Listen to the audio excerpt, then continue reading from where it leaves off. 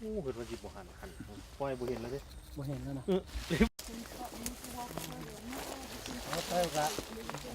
เอามาทีแล้ว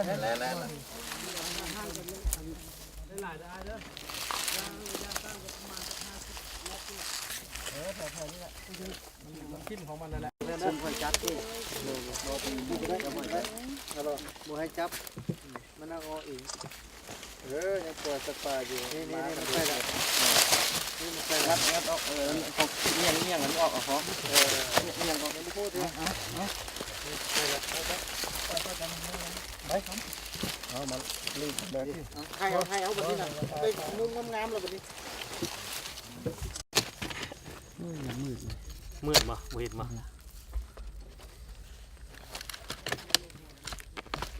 โอ้ปวดใต้กว้างคนโอเคความมัน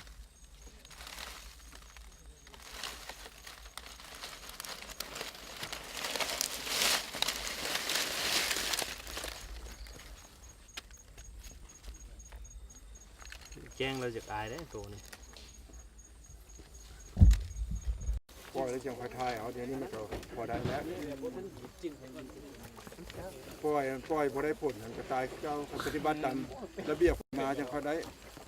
ปล่อยไปมันก็ตายซื้อหรือว่าเอามาเป็นตัวละปักกันระหว่าง บอลเดียวกันเลยเพราะเขาจะกระจาย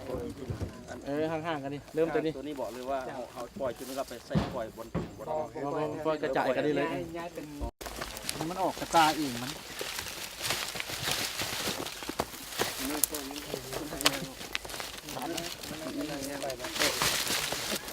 ปลามันเดี๋ยวมันเอามันละลายตัวมันละลายตัว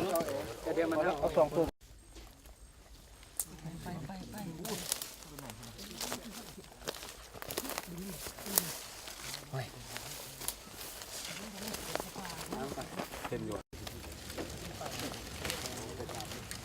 เอาหัวหน้าพันพี่บอกครับหัวหน้าคนละกระตาจับเดี๋ยวเขาจะง่ายไปคุณ เดี๋ยวเขาจะง่ายเดี๋ยวถ่ายกันพวกไก่ปลาไปใส่ตัวนึงไปใส่เลยปลาคนแหละกูว่าไปไหวปันนั่นเลยอยู่นอนเสย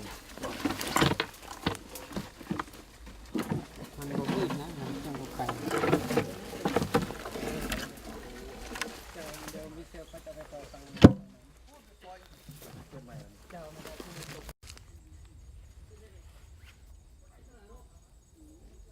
ตัวนั้นไปคนดิบแล้วเห็นแล้ว